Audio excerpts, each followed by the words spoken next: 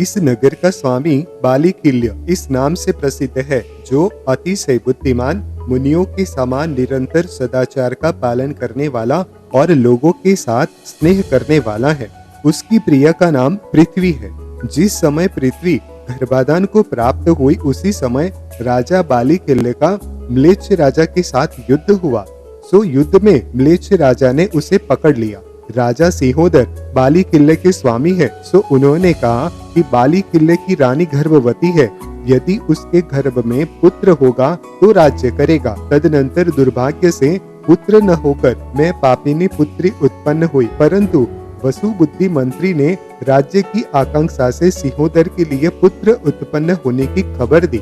माता ने मेरा कल्याण माला यह अर्थहीन नाम रखा। सो ठीक ही है, क्योंकि लोग प्रायः मंगलमय व्यवहार में ही प्रवृत्त होते हैं। अब तक मंत्री और मेरी माता ही जानती है कि यह कन्या है, दूसरा नहीं। आज पुण्योदय से आप लोगों के दर्शन हुए। बंदी गृह के निवास को प्राप्त हुए हमारे पिता बहुत कष्ट में हैं। सिंहोदर भी उन्हें छुड़ाने के लिए समर्थ नहीं है। इस देश में जो कुछ धन उत्पन्न होता है, वह सब दुर्ग की रक्षा करने वाले म्लेच्छ राजा के लिए भेज दिया जाता है। वियोग रूपी अग्नि से अत्यंत संताप को प्राप्त हुई मेरी माता सूख कर कला मात्र से अवशिष्ट चंद्रमा के समान कांतिहीन हो गई है। इतना कहकर दुख के समान भार से जिसका समस्त शरीर पीड़ित हो रहा था, ऐसी वह कल्याण माला शीघ्र ही कांति रहित हो गई तथा गला फाड़कर रोने लगी। तदनंतर राम ने अत्यंत मधुर शब्दों में उसे सांत्वना दी। सीता ने गोद में बैठाकर उसका मुंह धोया और लक्ष्मण ने कहा कि हे सुंदरी, शोक छोड़ो, इसी वेश में राज्य करो, तुम उचित कार्य कर रही हो। हे सुबे, हे कल्याण रूपिणी, धैर्य के साथ कुछ दिन तक प्रतीक्षा करो। मेरे लिए म्लेच्छ राज का पकड़ना कौन सी बात है, तुम शीघ्र ही अपने पिता को छूटा देखोगी। इस प्रकार कहने पर उसे इतना संतोष हुआ मानो पिता छूट ही गया हो। उस कन्या के समस्त अंग हर्ष से उल्लसित हो उठे और वह कांति से भर गई। तदनंतर उस मनोहर वन में नाना प्रकार का वार्तालाप करते हुए वे सब 3 दिन तक देवों के समान स्वतंत्र हो सुख से रहे। तत्पश्चात रात्रि के समय जब सब लोग सो गए, तब सीता सहित राम लक्ष्मण छिद्र पाकर वन के उस तंबू से बाहर निकल गए। जागने पर जब कन्या ने उन्हें नहीं देखा, तब उसका मन बहुत ही व्याकुल हुआ। वह हाहाकार करती हुई परम शोक को प्राप्त हुई। वह मनस्विनी मन ही मन यह कह रही थी कि हे महापुरुष, मेरा मन चुराकर तथा मुझे सोती छोड़ क्या तुम्हें जाना उचित था? तुम बड़े निर्दयी हो। अंत में बड़े दुख से शोक को रोक कर तथा उत्तम हाथी पर सवार हो उसने कुबर नगर में प्रवेश किया और वहां पहले के समान दीन हृदय से वह निवास करने लगी। अतनंतर कल्याण माला के रूप और विनय से जिनके चित्त हरे हो गए थे, ऐसे राम, सीता तथा लक्ष्मण क्रम क्रम से नर्मदा नदी को प्राप्त हुए। क्रीड़ा करते हुए उस नदी को पार कर तथा अनेक सुंदर देशों को उल्लंघन कर वे विंध्याचल की महाअटवी में पहुँचे। वे बड़े भारी सेना के संचार से खुदे हुए मार्ग से जा रहे थे, इसीलिए मार्ग में चलने वाले ग्वालों तथा हलवाहकों ने उन्हें रोका कि इस मार्ग से आगे न जाओ, पर वे रुके नहीं। बहुत भारी सुगंधि से भरा हुआ यह वन कहीं तो लताओं से आलिंगित सागौन आदि के वृक्षों से नंदन वन के समान अत्यंत सुशोभित है और कहीं दावानल के कारण समीप स्थित वृक्षों के जल जाने से कुपुत्र के द्वारा कलंकित गोत्र के समान सुशोभित नहीं है। इस प्रकार कहते हुए वे आगे बढ़ रहे थे। तदनंतर कुछ आगे बढ़ने पर सीता ने कहा कि देखो, कनेर वन के बीच में बाईं और कंटीली वृक्ष की चोटी पर बैठा हुआ कौवा बार बार क्रूर शब्द कर रहा है, सो शीघ्र ही कलह होने वाली है।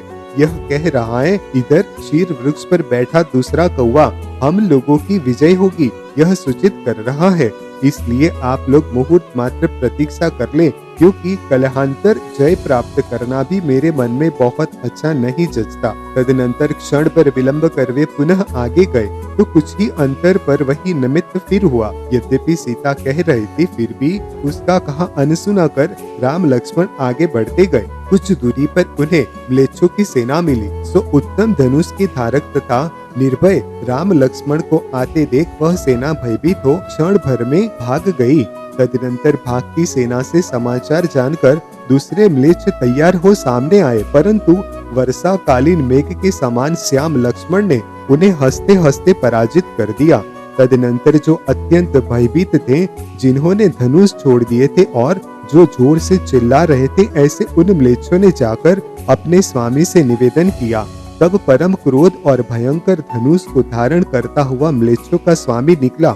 बड़ी भारी सेना उसके साथ थी और वह शस्त्र रूपी अंधकार से आच्छादित था। वे म्लेच्छ पृथ्वी पर काकोनद इस नाम से प्रसिद्ध थे, अत्यंत भयंकर थे, सब जंतुओं का मांस खाने वाले थे और राजाओं के द्वारा भी दुर्जय थे।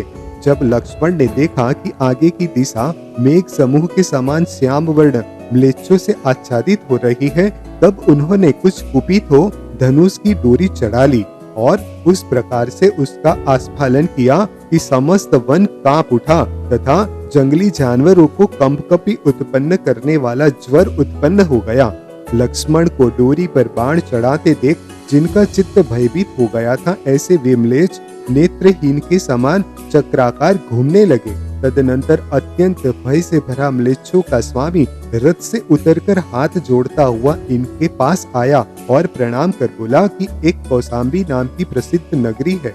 निरंतर अग्नि में होम करने वाला विश्वानल नाम का पवित्र ब्राह्मण उसका स्वामी है। विश्वानल की स्त्री का नाम प्रतिसंध्या है। मैं उन्हीं दोनों का पुत्र हूँ।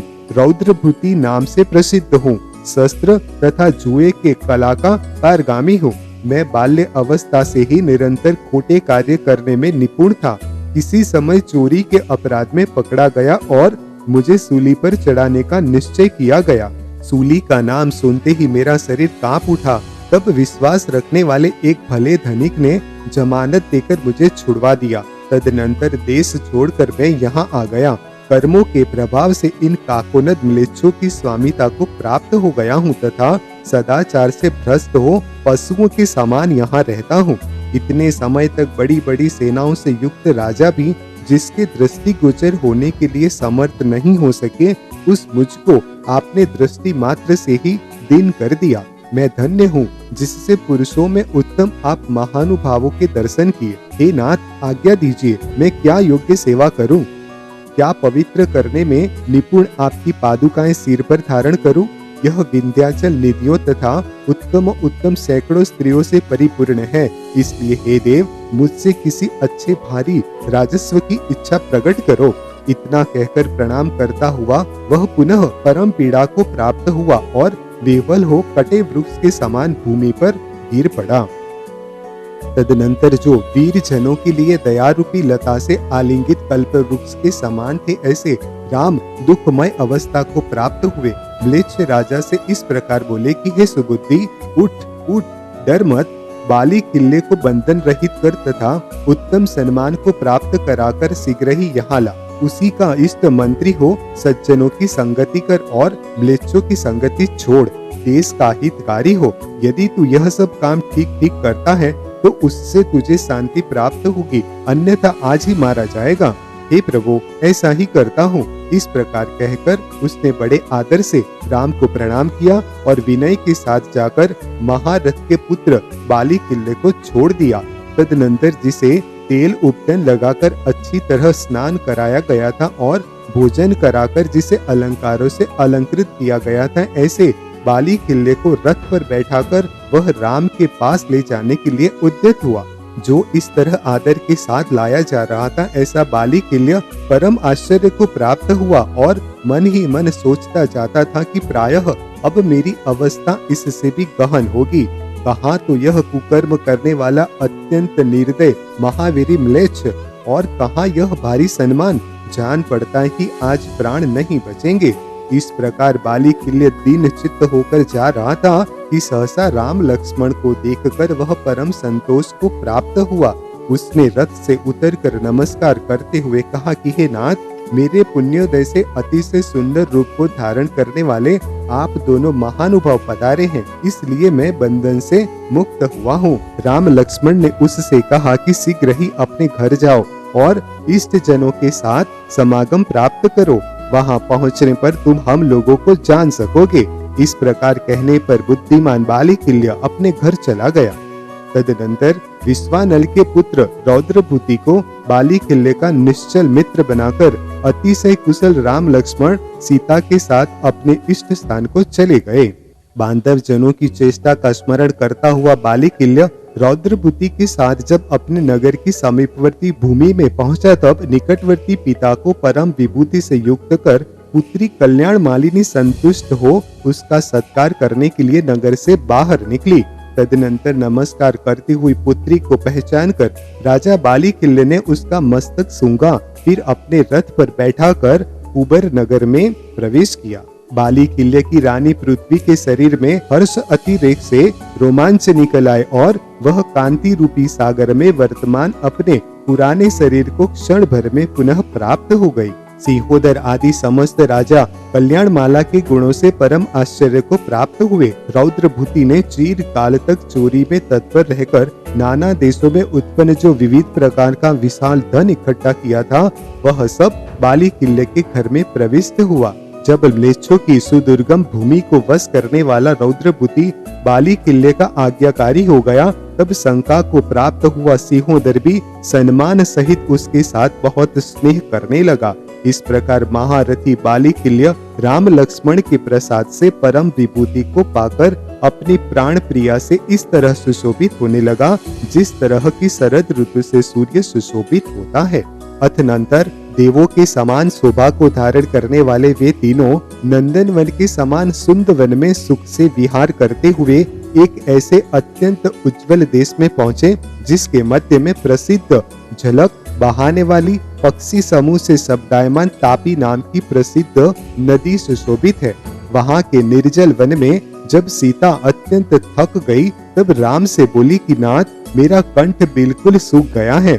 जिस प्रकार सैकड़ों जन्म धारण करने से खेद को प्राप्त हुआ भव्य अरहंत भगवान के दर्शन चाहता है, उसी प्रकार तीव्र पिपासा से आकुलित हुई मैं जल चाहती हूँ। इतना कहकर वह रोकने पर भी एक उत्तम वृक्ष के नीचे बैठ गई। राम ने कहा कि हे देवी, हे सुबे, विषाद को प्राप्त मत हो। यहाँ पास ही बड़े बड़े महलों से युक्त बड़ा भारी ग्राम दिखाई दे रहा है। उठो, शीघ्र ही चले, वहीं शीतल पानी पीना। इस प्रकार कहने पर धीरे धीरे चलती हुई सीता के साथ चलकर वे दोनों जहाँ अनेक धनिक कुटुंब रहते थे, ऐसे अरुण ग्राम में पहुँचे। वहाँ प्रतिदिन होम करने वाला एक कपिल नाम का ब्राह्मण रहता था। सो वे दोनों यथाक्रम से प्राप्त हुए उसी के घर उतरे। यहाँ यज्ञशाला में क्षण पर विश्राम कर सीता ने उसकी ब्राह्मणी के द्वारा दिया शीतल जल पिया। वे सब वहाँ ठहर ही रहे थे कि इतने में बैल, पीपल और पलाश की लकड़ियों का भार लिए ब्राह्मण जंगल से वापस आ पहुँचा। निरंतर क्रोध करने वाले उस ब्राह्मण का मन दावानल के समान था, वचन कालकूट के समान थे और मुख उल्लू के सदृश था। वह हाथ में कमंडलू लिए था, उसके सिर पर बड़ी चोटी रख छोड़ी थी, मुख पर लंबी चौड़ी दाढ़ी बढ़ा ली थी और कंधे पर यज्ञोपवीत का सूत्र धारण किया था। इन सब चीजों से वह अत्यंत कुटिल वेश को धारण कर रहा था तथा उच्च वृत्ति से अपनी जीविका चलाता था। उन्हें देखते ही उसका क्रोध उमड़ पड़ा, उसका मुख भौहों से अत्यंत कुटिल हो गया और वह ब्राह्मणी से इस प्रकार बोला मानो तीक्ष्ण वचनों से उसे छीन ही रहा हो। उसने कहा कि हे पापिनी, तूने इन्हें यहाँ प्रवेश क्यों दिया है?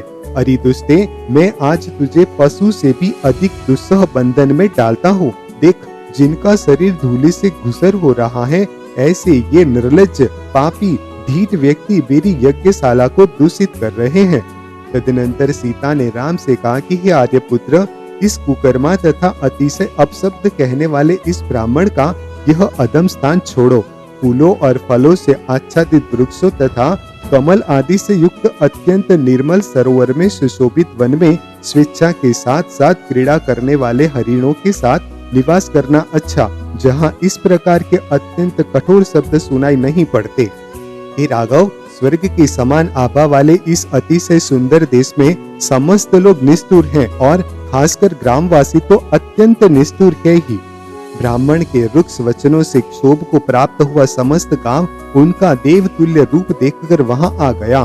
गांव के लोगों ने कहा कि हे ब्राह्मण, यदि ये पथिक तेरे मकान में एक और क्षण भर के लिए ठहर जाते हैं तो क्या दोष उत्पन्न कर देंगे? ये सब बड़े विनयी जान पड़ते हैं। उसके क्रोध से लाल होकर सब लोगों ने डांटते हुए राम लक्ष्मण से कहा कि तुम लोग अपवित्र हो, अतः मेरे घर से निकलो। ब्राह्मण का राम लक्ष्मण के प्रति रोष दिखाना ऐसा ही था जैसा कि कोई एक कुत्ता दो हाथियों के प्रति रोष दिखाता है, उन्हें देखकर भौंकता है। तदनंतर उसके इस प्रकार के वचन संबंधी आघात से लक्ष्मण को क्रोध आ गया। वे रुधिर के समान लाल लाल नेत्रों के धारक तथा अमांगलिक अपशब्द बकने वाले उस नीच ब्राह्मण को ऊर्ध्वपाद और अधोग्रीव कर घुमाकर जो ही पृथ्वी पर पछाड़ने के लिए उद्यत हुए, त्यों ही करुणा के धारी राम ने उन्हें यह कहते हुए रोका कि हे लक्ष्मण, तुम इस बेचारे दीन प्राणी पर यह क्या करने जा रहे हो? यह तो जीवित रहते हुए भी मृतक के समान है, इसके मारने से क्या लाभ है? जब तक यह निष्प्राण नहीं होता है तब तक इस क्षुद्र को शीघ्र ही छोड़ दो, इसके मरने पर केवल अपयश ही प्राप्त होगा। मुनि, ब्राह्मण, गाय, पशु, स्त्री, बालक और वृद्ध ये सदोष होने पर भी सूरवीरों के द्वारा वध्य नहीं है, ऐसा कहा गया है। इतना कहकर राम ने उसे छुड़ाया और लक्ष्मण को आगे कर वे सीता सहित उस ब्राह्मण की कुटिया से बाहर निकल आए। जो दुर्वचन सुनने का कारण है, मन में विकार उत्पन्न करने वाला है और महापुरुष जिसे दूर से ही छोड़ देते हैं, ऐसी नीच मनुष्यों की संगति को धिक्कार है। शीत ऋतु के समय दुर्गम वन में वृक्ष के नीचे बैठा रहना अच्छा है। समस्त परिग्रह छोड़कर संसार में भ्रमण करते रहना अच्छा है और आहार छोड़कर सुख पूर्वक मर जाना अच्छा है, परंतु तिरस्कार के साथ दूसरे के घर में एक क्षण भी रहना अच्छा नहीं है। हम नदियों के तटों और पर्वतों की अतिशय मनोहर गुफाओं में रहेंगे, परंतु अब फिर दुर्जनों के घर में प्रवेश नहीं करेंगे। इस प्रकार दुर्जन संसर्ग की निंदा करते तथा परम अभिमान को धारण करते हुए राम ने गांव से निकलकर वन का मार्ग लिया।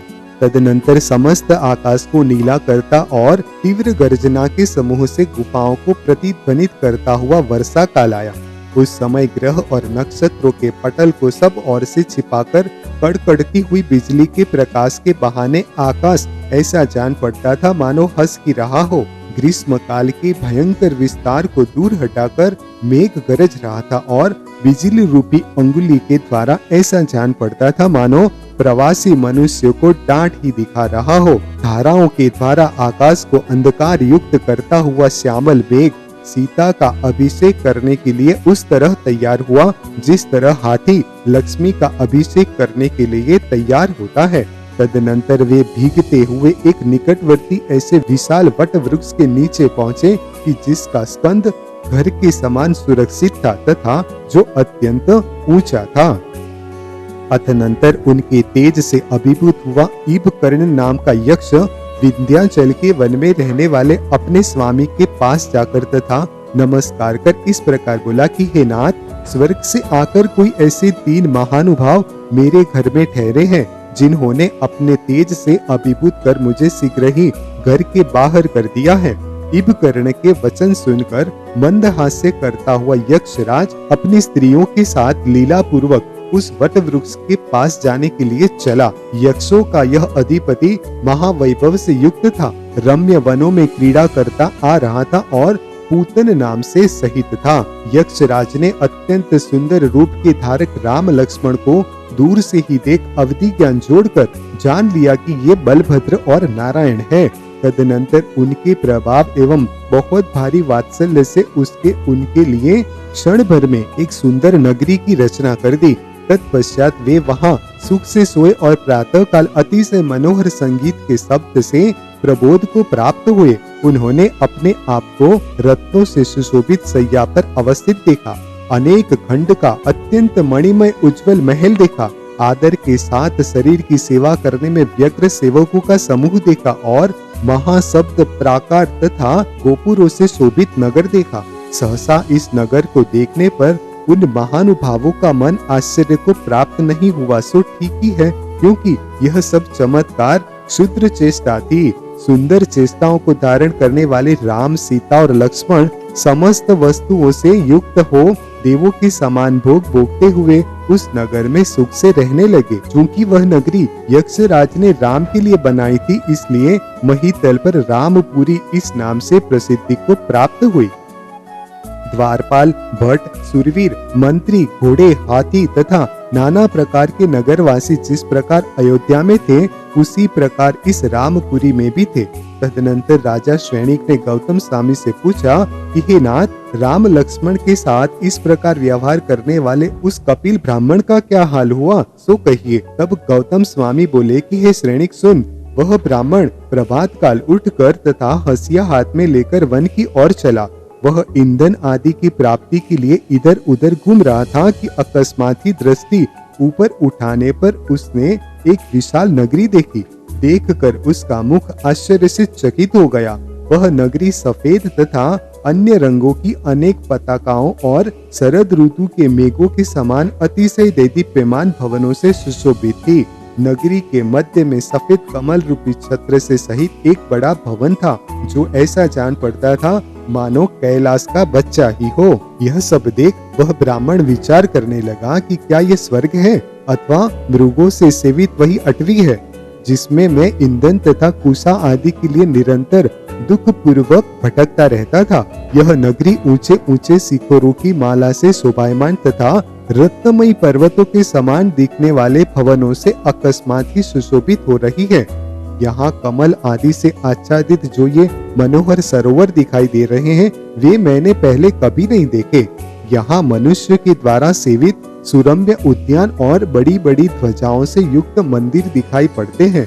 इस नगर की निकटवर्ती भूमि हाथियों, घोड़ों, गायों और भैंसों से संकीर्ण तथा घंटा आदि के शब्दों से पूर्ण है।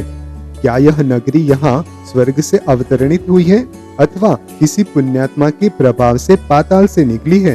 क्या मैं ऐसा स्वप्न देख रहा हूँ अथवा यह किसी की माया है, या गंधर्व का नगर है, अथवा मैं स्वयं पित्त से व्याकुलित हो गया हूँ, अथवा क्या मेरा निकट काल में मरण होने वाला है, सो उसका चिन्ह प्रकट हुआ है। इस प्रकार विचार करता हुआ वह ब्राह्मण अत्यधिक विवाद को प्राप्त हुआ। उसी समय उसे नाना अलंकार धारण करने वाली एक स्त्री देखी। सो उसके पास जाकर उसने पूछा कि हे भद्रे, यह किसकी नगरी है? उसने कहा कि यह राम की नगरी है। क्या तुमने कभी सुना नहीं उन राम की कि लक्ष्मण जिनके भाई है और सीता जिनकी प्राण प्रिया है? हे ब्राह्मण, नगरी के बीच में जो यह शरद ऋतु के मेघ के समान कांति वाला बड़ा भवन देख रहे हो, इसी में वे पुरुषोत्तम रहते हैं, जिनका दर्शन अत्यंत दुर्लभ है। ऐसे इन पुरुषोत्तमों ने मनवांछित द्रव्य देकर सभी दरिद्र मनुष्य को राजा के समान बना दिया है। ब्राह्मण ने कहा कि हे सुंदरी, मैं किस उपाय से राम के दर्शन कर सकता हूँ? मैं तुमसे सद्भाव से पूछ रहा हूँ, अतः बतलाने के योग्य हो। इतना कहकर उस ब्राह्मण ने ईंधन का भार पृथ्वी पर रख दिया और स्वयं हाथ जोड़कर उस स्त्री के चरणों में गिर पड़ा। सो ठीक ही है, क्योंकि वह स्त्री किसका मन नहीं हरती थी। तदनंतर दया से आकृष्ट हुई उस सुमाया नाम की यक्षी ने ब्राह्मण से कहा कि तूने यह बड़ा साहस किया है। तू इस नगरी की समीपवर्ती भूमि में कैसे आ गया? यदि भयंकर पहरेदार तुझे देख लेते तो तू अवश्य ही नष्ट हो जाता। इस नगरी के 3 द्वारों में तो देवों को भी प्रवेश करना कठिन है, क्योंकि वे सदा सिंह, हाथी और शार्दूल के समान मुख वाले तेजस्वी वीर तथा कठोर नियंत्रण रखने वाले रक्षकों से अशून्य रहते हैं। इन रक्षकों के द्वारा डराए हुए मनुष्य निसंदेह मरण को प्राप्त हो जाते हैं। इनके सिवाय जो यह पूर्व द्वार था, उसके बाहर समीप ही बने हुए बगला के पंख के समान कांति वाले सफेद सफेद भवन तू देख रहा है, वे मणिमय तोरणों से रमणीय तथा नाना ध्वजाओं की पंक्ति से सुशोभित जिन मंदिर है, उनमें इंद्रों के द्वारा वंदनीय अरहंत भगवान की प्रतिमाएं हैं, जो मनुष्य सामायिक कर तथा अरहत सिद्धिभ्यो नमः अर्थात अरहंत तथा सिद्ध को नमस्कार हो। इस प्रकार कहता हुआ भाव पूर्वक उन प्रतिमाओं का स्तवन पढ़ता है तथा निर्ग्रंथ गुरु का उपदेश पाकर सम्यक दर्शन धारण करता है, वही उस पूर्व द्वार में प्रवेश करता है। इसके विपरीत जो मनुष्य प्रतिमाओं को नमस्कार नहीं करता है, वह मारा जाता है। जो मनुष्य अनुव्रत का धारी तथा गुण और शील से अलंकृत होता है, राम उसे बड़ी प्रसन्नता से इच्छित वस्तु देकर संतुष्ट करते हैं। तदनंतर उसके अमृत तुल्य वचन सुनकर तथा धन प्राप्ति का उपाय प्राप्त कर वह ब्राह्मण परम हर्ष को प्राप्त हुआ। उसका समस्त शरीर रोमांचों से सुशोभित हो गया तथा उसका हृदय अत्यंत अद्भुत भावों से युक्त हो गया। वह उस स्त्री को नमस्कार कर तथा बार बार उसकी स्तुति कर चारित्र पालन करने में सूरवीर मुनिराज के पास गया और अंजलि बांध सिर से प्रणाम कर उसने उनसे अणुव्रत धारण करने वालों की क्रिया पूछी। तदनंतर उस चतुर बुद्धिमान ब्राह्मण ने मुनिराज के द्वारा उपदिष्ट गृहस्थ धर्म अंगीकृत किया तथा अनुयोगों का स्वरूप सुना। पहले तो वह ब्राह्मण धन के लोभ से अभिभूत होकर धर्म श्रवण करना चाहता था, पर अब वास्तविक धर्म ग्रहण करने के भाव को प्राप्त हो गया। मुनिराज से धर्म का स्वरूप जानकर जिसका हृदय अत्यंत शुद्ध हो गया था, ऐसा वह ब्राह्मण बोला कि हे नाथ, आज आपके उपदेश से तो मेरे नेत्र खुल गए हैं। जिस प्रकार प्यास से पीड़ित मनुष्य को उत्तम जल मिल जाए, आश्रय की इच्छा करने वाले पुरुष को छाया मिल जाए, भूख से पीड़ित मनुष्य को मिष्टान मिल जाए, रोगी के लिए उत्तम औषधि मिल जाए, कुमार्ग में भटके हुए को इच्छित स्थान पर भेजने वाला मार्ग मिल जाए और बड़ी व्याकुलता से समुद्र में डूबने वाले को जहाज मिल जाए, उसी प्रकार आपके प्रसाद से सर्व दुखों को नष्ट करने वाला यह जैन शासन मुझे प्राप्त हुआ है। यह जैन शासन नीच मनुष्य के लिए सर्वथा दुर्लभ है। चूंकि आपने यह ऐसा जिन प्रदर्शित मार्ग मुझे दिखलाया है, इसलिए तीन लोक में भी आपके समान मेरा हितकारी नहीं है। इस प्रकार कहकर तथा अंजलिबद्ध सिर से मुनिराज के चरणों में नमस्कार कर प्रदक्षिणा देता हुआ वह ब्राह्मण अपने घर चला गया।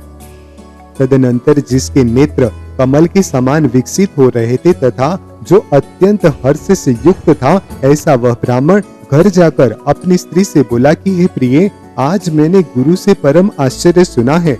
ऐसा परम आश्चर्य कि जिसे तेरे पिता के पिता ने अथवा बहुत कहने से क्या तेरे गोत्र भर ने नहीं सुना होगा। हे ब्राह्मणी, वन में जाकर जो अद्भुत बात मैंने देखी थी, अब वह गुरु के उपदेश से आश्चर्य करने वाली नहीं रही।